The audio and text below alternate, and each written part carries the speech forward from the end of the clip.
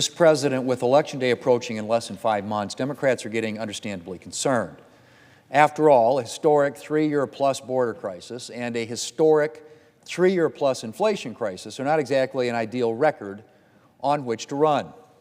And so Democrats have been doing what they can here in the Senate to brighten their election prospects with a series of show votes designed to put Republicans in a difficult position, or so the Democrat leader hopes. Now, I said show votes, and I say that because all of these votes were clearly designed to fail.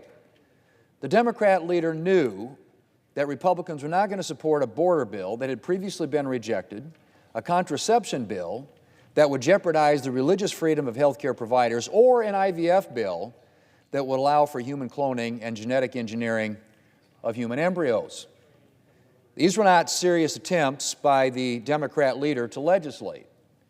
These were future campaign talking points.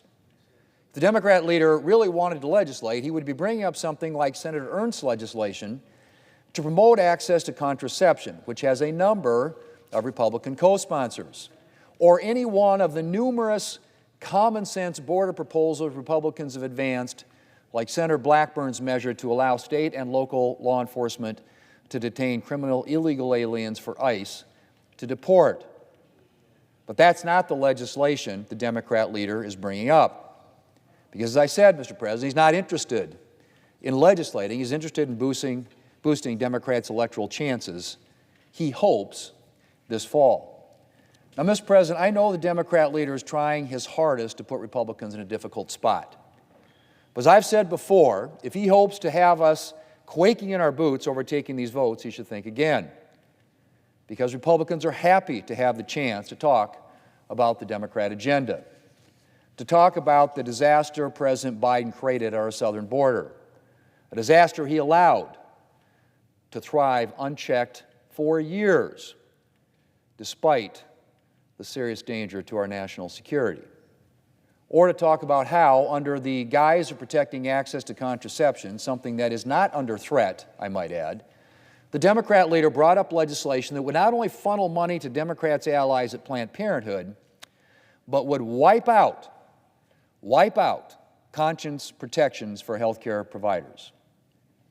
Democrats' bill specifically targets the Religious Freedom Restoration Act, which is bipartisan legislation passed in 1993, back when Democrats actually believed in defending our First Amendment freedoms.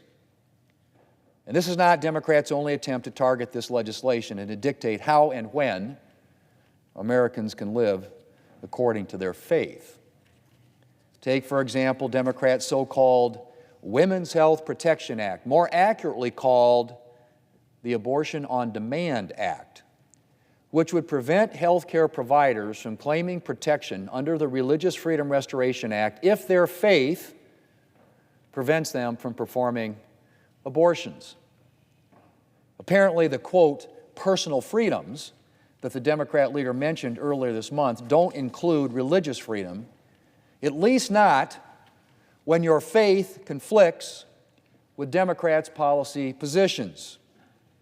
And speaking of the Abortion on Demand Act, Mr. President, I find it very interesting that in a month, the Democrat leader intended to be dedicated to, quote, reproductive freedoms, he chose not to bring up Democrats' signature abortion legislation. Is it possible he thought that in a month in which he hoped to paint Republicans as extremists, it might not be a great idea to bring up Democrats' radical abortion legislation, lest Americans see just how extreme Democrats are on this issue? In fact, Mr. President, the Democrats' bill might be the most extreme abortion legislation ever considered by Congress. The so-called Women's Health Protection Act would not only allow abortion through all 40 weeks of pregnancy, it would sweep away almost every common-sense restriction that has been upheld under Roe and would make abortion on demand at any time for essentially any reason the law of the land. Not to mention wiping out the ban on taxpayer funding of abortion, something that's been agreed upon by both sides for nearly 50 years.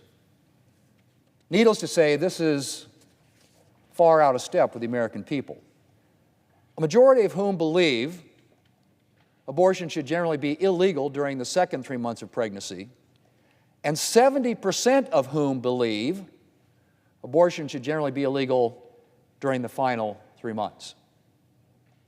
Not to mention the fact that it's also out of step with European abortion law, with 46 out of 50 European UN member countries restricting abortion on demand after 15 weeks. But that's certainly not stopping Democrats from pursuing one of the most radical abortion regimes in the world. Mr. President, in the coming weeks, I expect we'll see the Democrat summer of show votes continue. But I suspect the American people will not be fooled by Democrats politicking. And as for Republicans, well, we're happy to discuss the Democrat agenda anytime Democrats would like to bring it up. Mr. President, I yield the floor.